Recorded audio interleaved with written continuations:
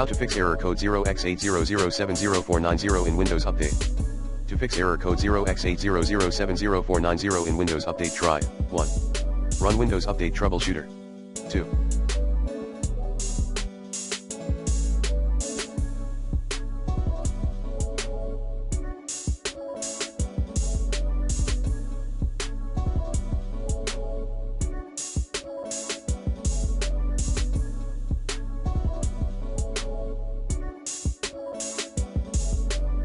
Run the SFC scan as admin.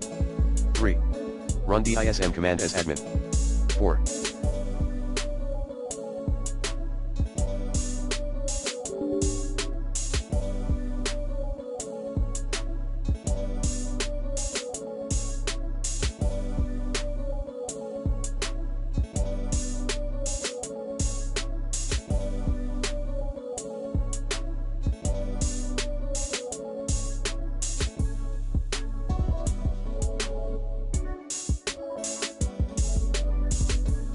Reset Windows Update components in a fast way.